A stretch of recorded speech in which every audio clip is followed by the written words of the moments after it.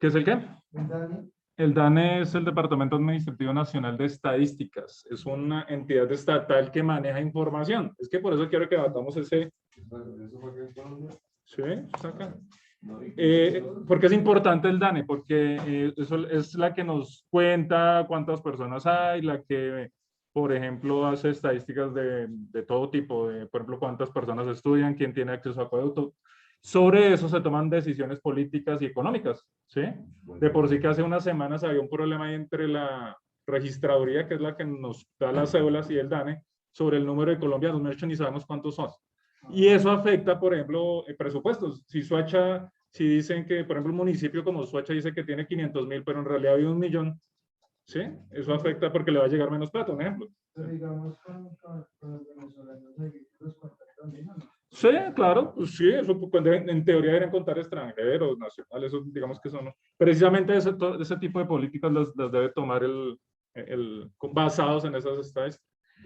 Y entonces por eso quiero que miremos, porque se acuerda que en varias clases es cuestión de tiempo en que se empiecen a ver más comunes ese tipo de cosas. En México ya han pasado petroleras como el Ecopetrol de allá, le secuestraron los datos como 15 días.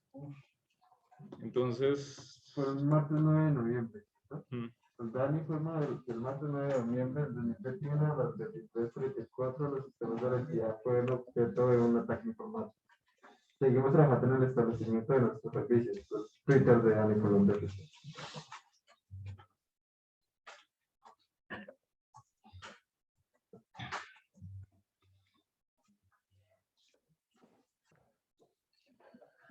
Bueno, chicos, voy a hacer llamada lista y ya iniciamos. Vamos a empezar por eso, por la noticia, y ya vamos a aclarar lo del taller de NMAP, que es como para adelantar que estamos acá para que eso es interesante.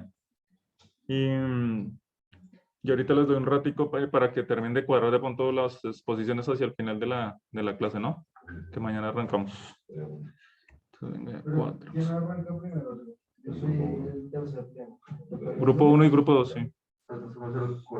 Entonces Entonces sería lunes, 3, 4 lunes. Con eso ahorita confirmamos eso para que no haya confusiones, confirmamos eso. Pues.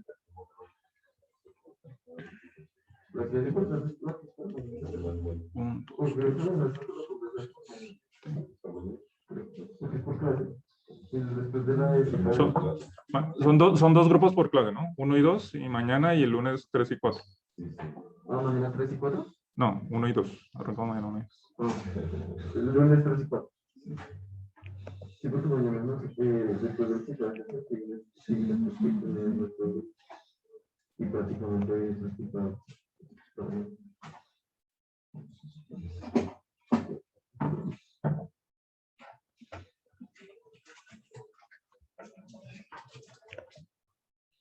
¿qué pide el chat? En términos de la información,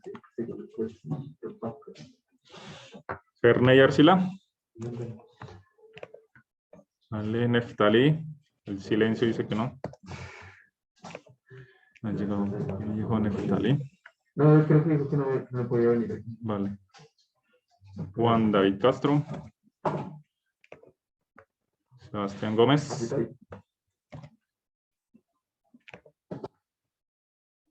Camilo Andrés Hernández. Vale. Santiago Martínez.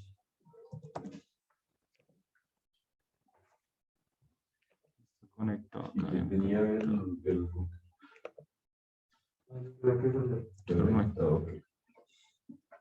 Santiago y Camilo están conectados, ¿sí?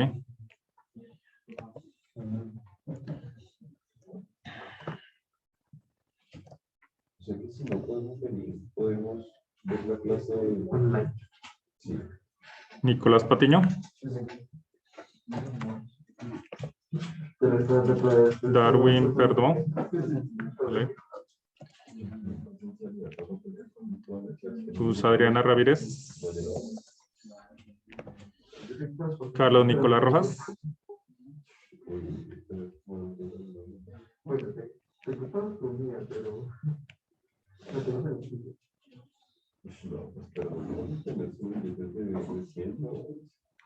Sí, Santiago ya lo veo aquí. Por básicamente,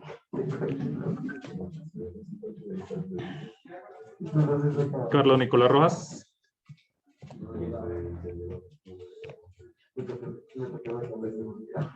y Miguel Ángel Salazar.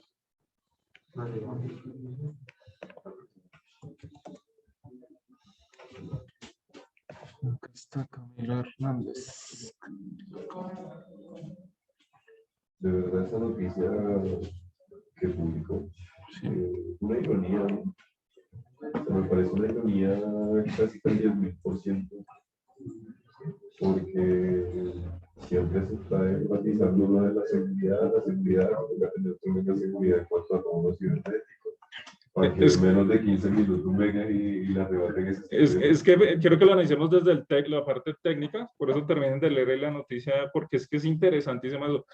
Digamos que después de los bancos, esas entidades estatales como registraduría, DANE, deberían tener algo muy seguro, porque, y miren cómo la matizan y la suavizan, dicen, ah, no, ya se salvó la información, entre comillas, pero en teoría hay un atacante que tiene 150 terabytes de información en teoría reservada. Tiene todos los datos de lo que serían las entradas de todas las casas, o sea... No, y es que, por ejemplo, eso es una, digamos que eso es lo menos importante. ¿Sabe que ellos qué encuestas hacen?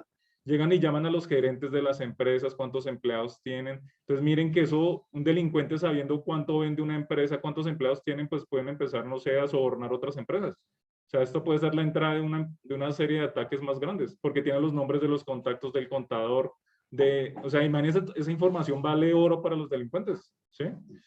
Porque el DANE no solo nos cuenta, sino ellos, digamos, entre comillas, acá están mensualmente haciendo encuestas de empresas de tecnología, de agroindustria, de producción, de transporte. Entonces tienen datos y datos de todas las empresas organizadas. O sea, en realidad es muy grave. Y de por sí que la están suavizando, que ya sirvió la página, pero por eso quiero que ahorita analicemos y miremos como la parte técnica, porque por eso les empieza el colombiano que como que hace como el análisis. Entonces, bueno, termina de leer y ya la voy a ir buscando acá para que quede en la grabación.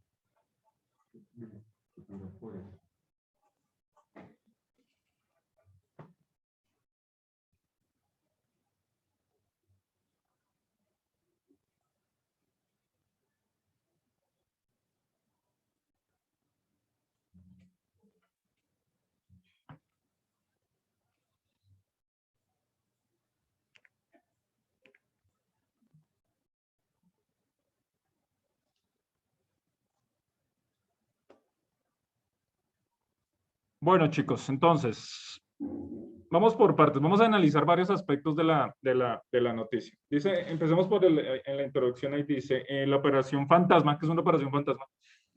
Ese nombre todo. Sí. Una operación secreta. Es una forma para decir NPI quien nos atacó. O sea, delincuentes podría, o sea, ¿quién puede interesarse de esta información? Así démosla acá de expertos. Sí, la información. ¿Qué podría ser? Mejor dicho, les doy eso. Ustedes encuentran 100 gigas de información del DANE, ¿para qué serviría? ¿Para qué creen? Es como si nos encontráramos, les doy otro ejemplo exagerado. Se encuentran 150 gigas de bancos con usuarios y contraseñas. Ah, ¿sí? Ahí le ven rápido la utilidad. Ahí rápido le dieron la utilidad. Pero mire que no todo es, o sea, eso es, digamos que es el objetivo final de los delincuentes, que es, digamos que es plata, sí. Pero estamos hablando de información estadística. Mire que toda información tiene valor. Por eso ya matizándola así, ¿para qué serviría la información del DANE? ¿Sí? Mire que 150 gigas en datos, y eso ya ustedes más o menos manejando que es casi puro texto, es muchísima información. O sea, porque ahí no son videos, a uno no le hacen el video de la entrevista ni nada de eso. O sea, es casi puro texto. O sea, 150 gigas de texto es muchísima información. Entonces ¿para qué?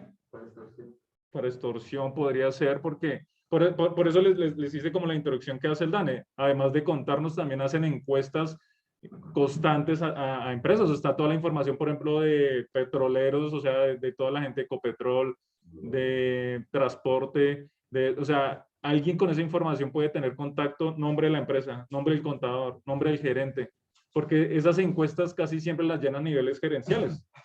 ¿Por qué? Porque son los que conocen la empresa. Por ejemplo, una empresa de producción, no sé, de arroz. O sea, no le van a decir al ingeniero industrial que maneja la máquina cuántos empleados tenemos, ¿no? O sea, y son ese tipo de, ¿cuántos clientes tiene? ¿Cuántas sedes tiene? ¿Cuánto venden? ¿Cuánto exportan? Miren el tipo de preguntas que se podría llegar ahí. Entonces, unos delincuentes, teniendo la información, teniendo esa información, imagínense lo que pueden llegar a saber, ¿sí me entiendes? O sea, ¿cómo qué? ¿Cómo llegarían a usar esa información para... La primera, digamos que el primer alcance es eso. Primero, digamos que la confiabilidad que vende el DANE, pues sí o sí fue puesta en la... Entonces, la primera forma dice, ya tengo la información, deme $25,000, que es lo que dicen. Que por sí se me hizo muy poquito que pidieran por toda esa información. Para que devolvieran esa... Exacto. Lo que hace cuando le piratean la computadora es que le bloquea todos los datos y le pide Bitcoin para... Exacto. Digamos que esa es la primera forma. Para cómo se podría vender la información, mire que ya hilando delgadito, esas bases de datos las pueden vender. ¿En dónde comprarían esas bases de datos? ¿En qué páginas? ¿Por dónde? Ah, desgraciado, ya aprendieron.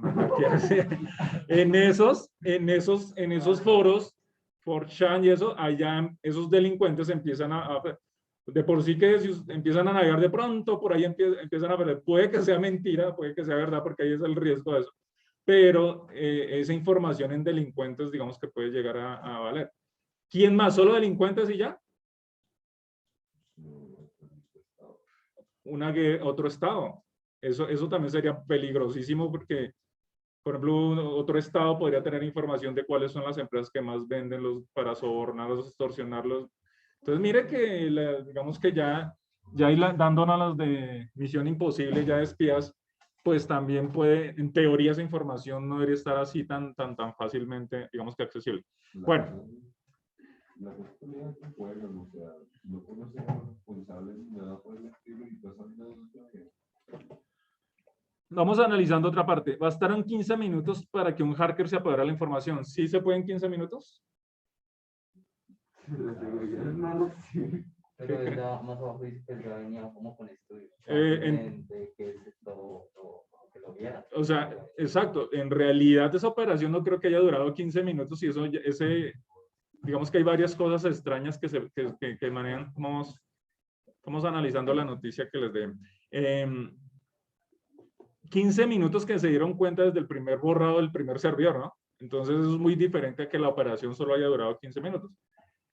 Sí, mire que uno empieza a descifrar ahí, dan mucha información que un ingeniero, 2 ingenieros, como 8 ingenieros, se puede decir que el top del DANE son como solo 8 ingenieros para manejar ¿cuántos servidores? ¿Cuántos decían ahí? Como 400 y pico, o sea, eso es muchísima información.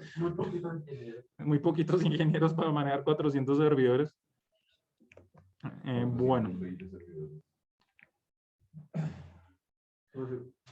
Bueno, acá dice, vamos por partes, el cibersecuestro, o sea, ahí están como garantizando que sí fue que la información fue secuestrada. Bueno, ¿qué tipo de ataques nos permiten hacer el secuestro de la información? O sea, porque dicen que un cibersecuestro, o sea, es que eso tiene una parte técnica que Porque, o sea, yo cogí el archivo y lo secuestré. Deme la plata o le disparo al archivo. ¿Sí me entienden? O sea, los días... O sea, cuando hablamos o ahí mencionan el cibersecuestro y como todo dramático, pero en realidad técnicamente, ¿cómo podrán ustedes secuestrar una información? ¿Cómo? ¿A qué se refiere eso? Que cogieron todo y lo borraron. Podría ser una, que es lo que lo están matizando ahí, que están diciendo que lo borraron y él quedó con el backup, ¿sí? ¿Qué otro tipo de cibersecuestro conocemos? El ransomware, ¿se acuerdan? A eso me refiero. El otro tipo de ataque que pudieron haber hecho, o sea, pudieron haber encriptado la información con un virus. Entonces, eso acá no está claro, pero es muy probable que haya sido el segundo, o sea, porque todo el mundo, en teoría, este tipo de empresas deben tener un backup, ¿no? En teoría, ¿sí? En teoría, ¿sí? Entonces, pero es que también depende, si el ataque es muy bueno, a veces encriptan los backups también. Sí, pero si no lo tiene muy pendejo. Sí, entonces, es que miren lo importante de la seguridad. Bueno, ¿sí? Desde la primera clase yo los he venido trabajando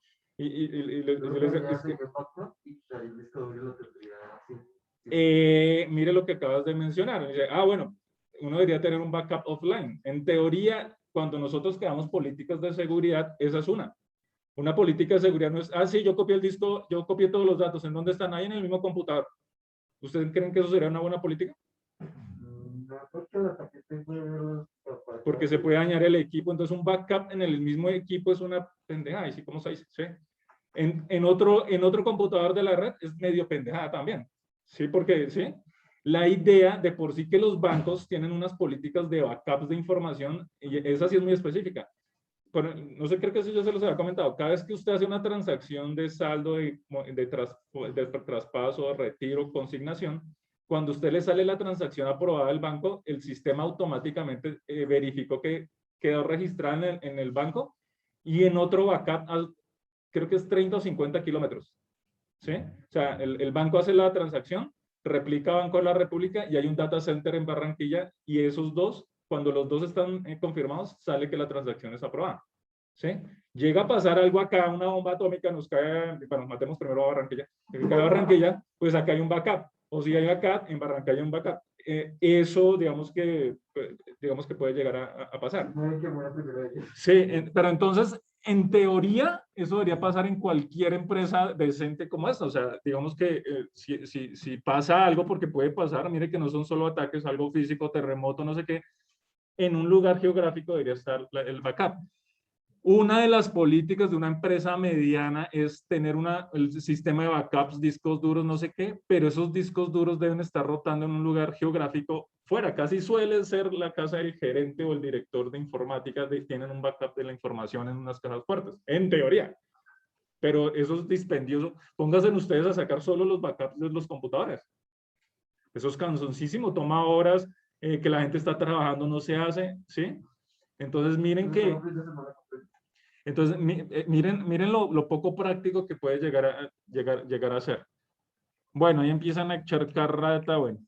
Ataques sin precedentes. ¿Qué leyeron de ese parrafito?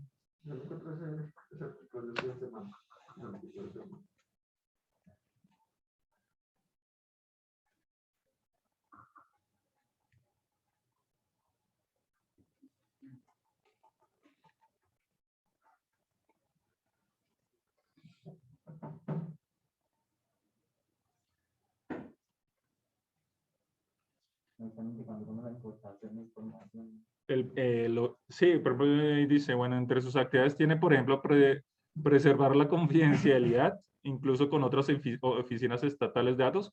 Por ejemplo, el DANE, a uno le hacen, cuando uno tiene una empresa, le envían encuestas, y ahí dice, tranquilos que esta información no es para fines tributarios. ¿Sí? Entonces, en teoría, que mucha gente le da miedo porque, sí, de pronto ahí tienen sus guardados, entonces les cobran más impuestos o cosas así.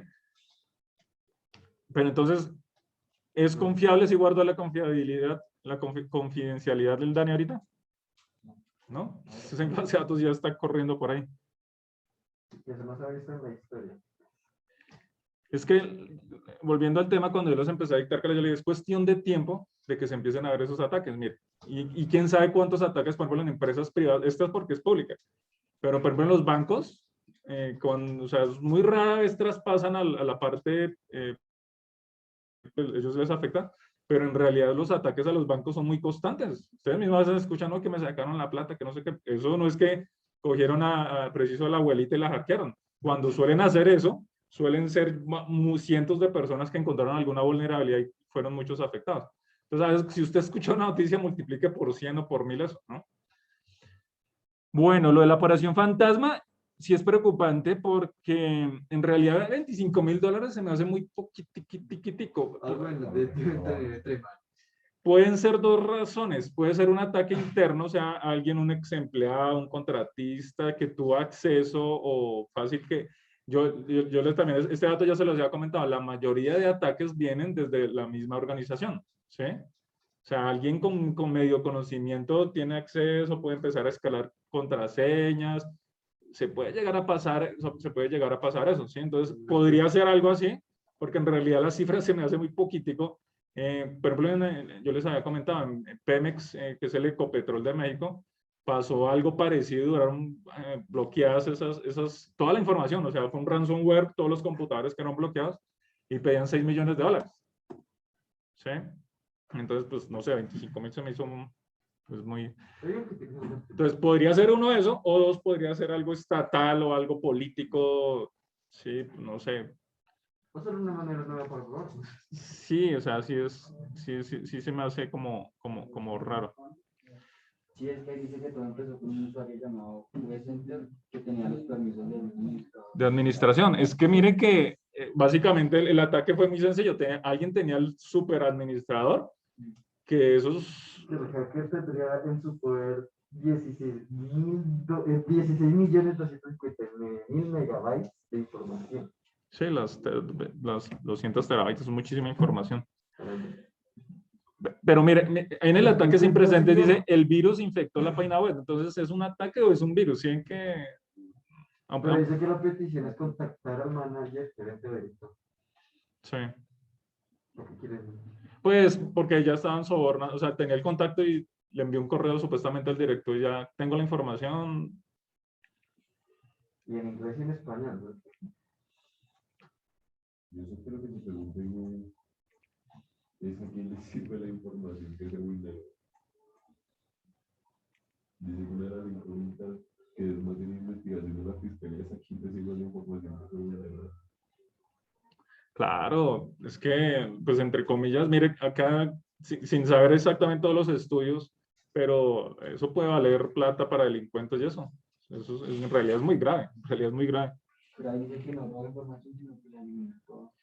Pues es la sospecha, pero miren lo siguiente, o sea, si usted borra la información, sería que usted no sacó el backup y después va a pedir la restauración, ¿me entiende? Por eso es que el ataque no duró 15 minutos. Imagínense, sacar 200 terabytes puede tomar hasta días, ¿no? Eso se demora harto, ¿no? Entonces eso estaba vulnerado hace mucho tiempo. Básicamente lo que activaron fue el ataque ya para que, hey, acá estamos, ¿sí? Entonces...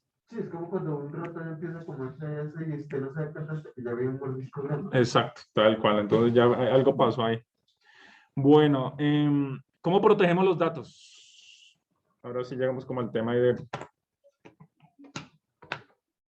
cómo protegerían esos datos de los... No solo tener 4 informativos pasan todos. Sí, ahí sí estamos especulando, no sé si el departamento tenga, pero por ejemplo yo le comentaba harto, digamos que se supone que si una empresa ya de este tipo debería tener una división especializada en seguridad informática.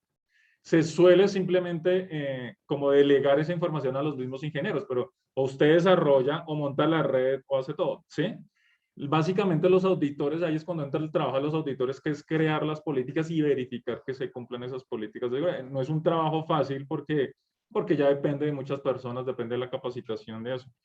Pero, por ejemplo, ahí hablan del backup y eso, pero mire que ahí no están protegiendo la información. O sea, sí, una cosa es, mire que eso tiene, digamos que la seguridad, digamos que tiene como los tres pilares, ¿no? Que no se pierda digamos que no modifiquen esa información, que no se pierda el acceso, que con el backup se puede, digamos que mantener que no se pierda el acceso, pues rápidamente se cae y lo ponemos. Pero la confidencialidad sí se perdió. Eso sí es grave, o sea, mire que deben haber unas políticas antes, falta, sí o sí, y si tienen departamento de seguridad informática, o sea, sí falta eso, o sea, hay algo que debió haber detectado ese ataque con mucho tiempo. Si hubo un exfuncionario que le pasaron la clave, gravísimo. Si era un funcionario y alguien le hackeó la clave, también, porque deben haber unas políticas de restauración de clave, ¿sí? Todo el mundo lo sabe, pero ustedes mismos preguntan, ¿hace cuánto no cambian la contraseña del correo? Desde que estaba en octavo. Sí. Desde que va a creer. Sí, por eso. Entonces, imagínense a nivel empresarial también, ¿sí? Y eso que ustedes ya son unos usuarios más avanzados, imagínense los usuarios normales. ¿Sí? Entonces, todavía tienen 1, 2, 3, 4, 5, 6. Entonces, 1, 2, 3, 4.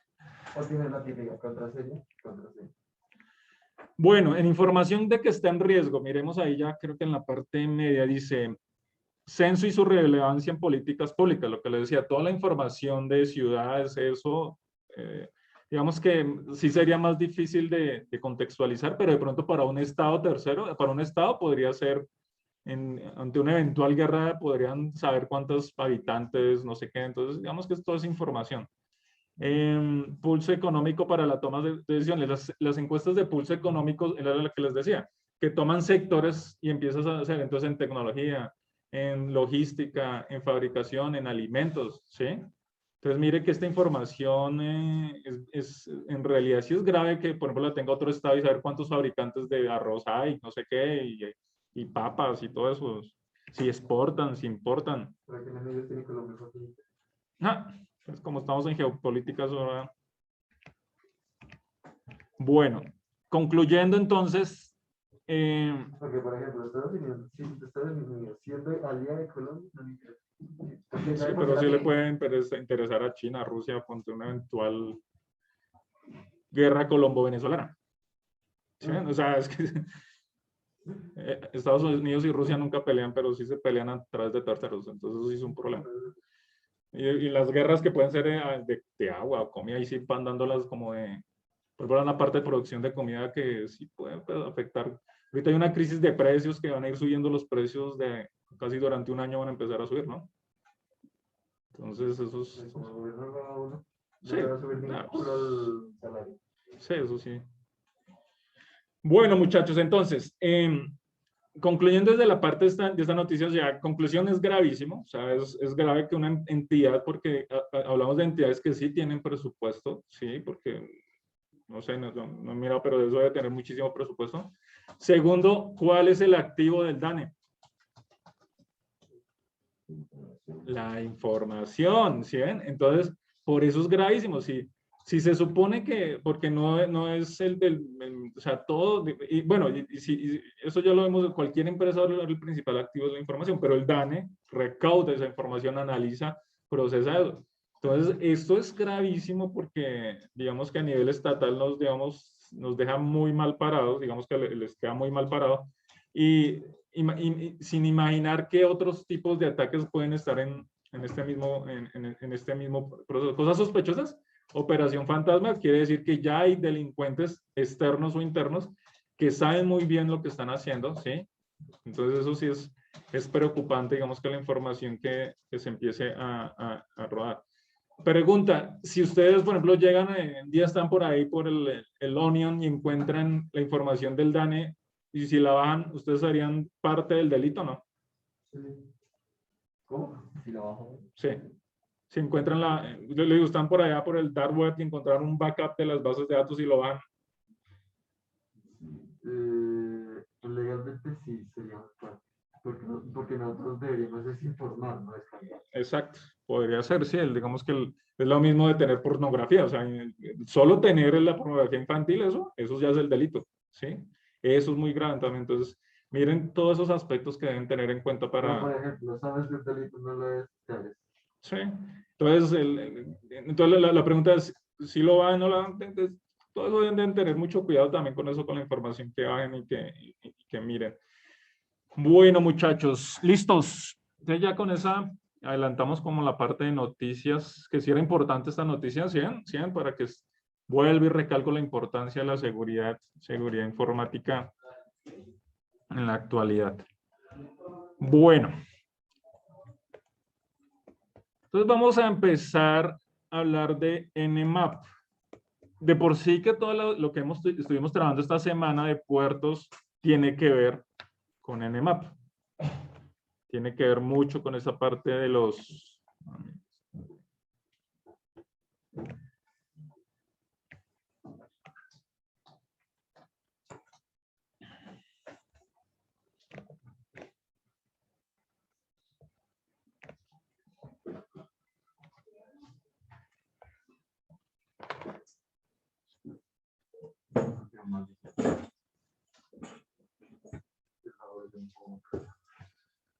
Bueno, muchachos.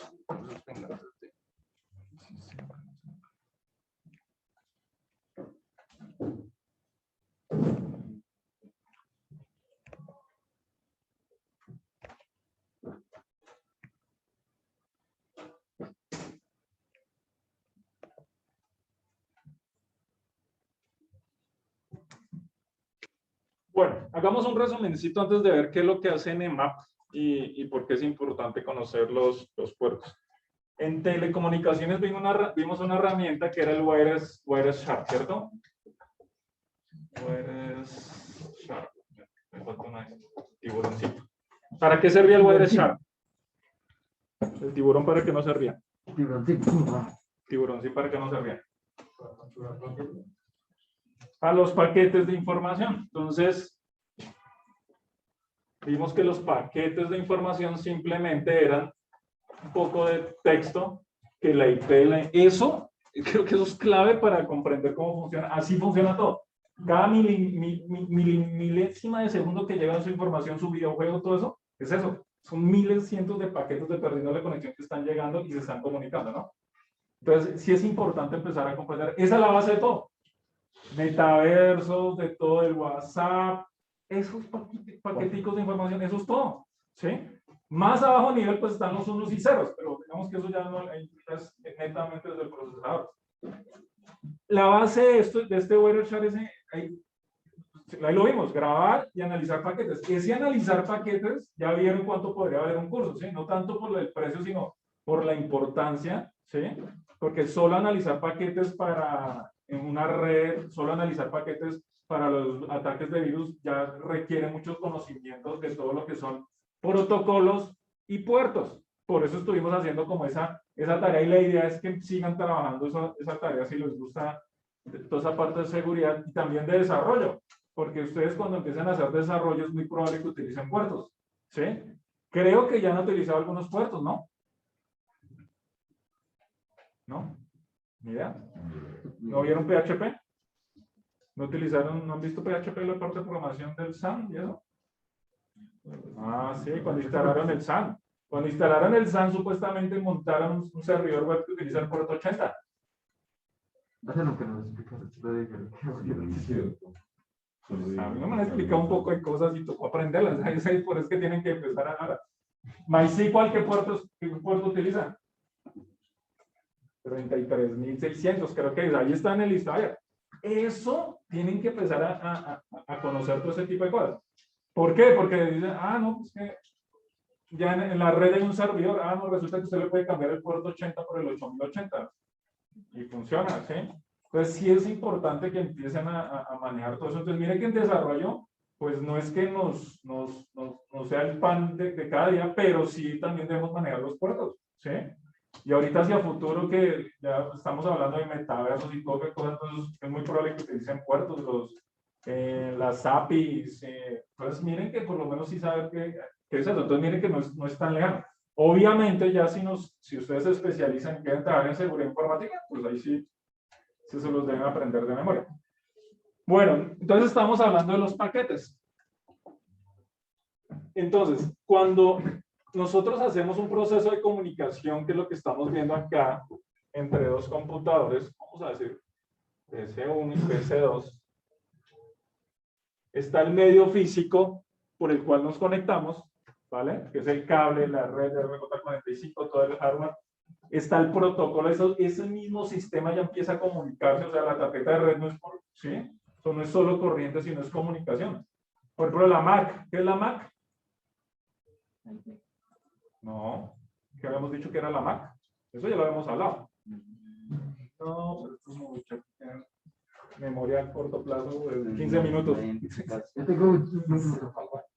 ¿El qué? El número de identificación del hardware, específicamente la tarjeta de red. Recuerden que eso habíamos hablado de eso, ¿sí? Y eso está grabado en un chip, eso tiene algo de software, es para que se den cuenta que así el computador, dos conectaditos ya empiezan a comunicarse. Yo les dije, hagan la prueba con el Wireshark sin conexión a internet, a ver qué intenta hacer. Y él está hablando, en todo momento está, hay alguien, estoy aquí. Cuando está conectado, bienvenido, estoy solo, me siento solo. Sí, es una comunicación, y eso es software, o sea, ¿sí? ¿En dónde está el software? En una parte de acá y en la otra parte en el sistema operativo, obviamente, ¿sí? Eso no es que esté ahí grabado algo. Pero el sistema operativo, cuando detecta todo eso, empieza a darle vida a este hardware. Bueno, ¿en qué parte entra el Nmap? Resulta que cuando esta comunicación está activa, ahí es donde entra la parte de software y donde entran los puertos. ¿Sí? Entonces, ahí es donde vemos en la práctica todo ese modelo OSI, que la capa de transporte, que la capa de aplicación, que la capa no sé qué, ¿sí? Que de por sí que el TCP/IP, el OSI en general son como 7 capas, pero en el TCP/IP solo vemos como resumen 4 capas. Es esto, simplemente es eso, que es la figurita que yo les pasé para que empezaran a descifrar cada uno de los protocolos y de los puertos. Básicamente, cada protocolo es un software de comunicación y está relacionado con un tipo de software. Y eso está relacionado con un puerto. Conclusión, esto es lo mismo que las emisoras. ¿Sí? Si usted pone, por ejemplo, le gusta 103.9 y si se va a Perú y la sintoniza, ¿le coge 103.9? O le cogerá, pero por allá la Tigresa del Oriente, por allá que es famosa en una emisora, por allá en Pachangosa de Perú.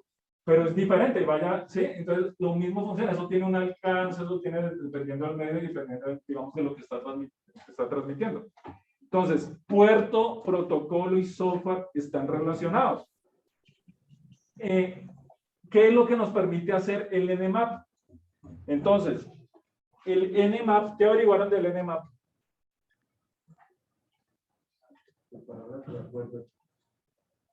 Escanear puertos, vulnerabilidades, ¿sí? Entonces, mire que yo le dije, estos dos, el Wireshark y el Nmap pueden funcionar como en parejita. ¿Por qué? Porque con el Wireshark usted empieza a detectar paquetes y usted, software, puerto 33.600, este es el de MySQL, ¿sí? Pero usted no sabe, ¿qué será? ¿Sí me entiende? Entonces usted empieza a recibir y tiene dudas, pues resulta que usted, ahí como en el paquete está la IP, está el puerto, usted puede empezar a escanear los puertos. Entonces con el puerto, usted ya puede saber que más o menos qué software, ¿sí? Y con el software y la IP, pues se puede empezar a detectar servicios y ya puede saber si hacen parte de la red o no hacen parte de la red. Básicamente Nmap nos permite hacer como un escaneo, un mapeo de nuestra red, Network Map, ¿sí? Una red, ¿sí? Que incluye todo, también podemos hacer, y de por sí que el taller lo vamos a hacer en dos partes. Una, que es pues escanear y mirar lo básico de nuestra interfaz, pero nosotros podemos escanear una página, un servidor, y él nos puede decir, sí, mire, tiene este puerto.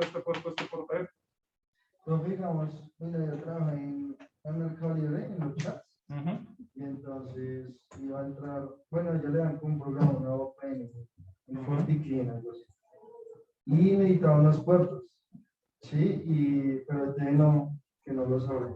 ¿Yo con eso los puedo abrir?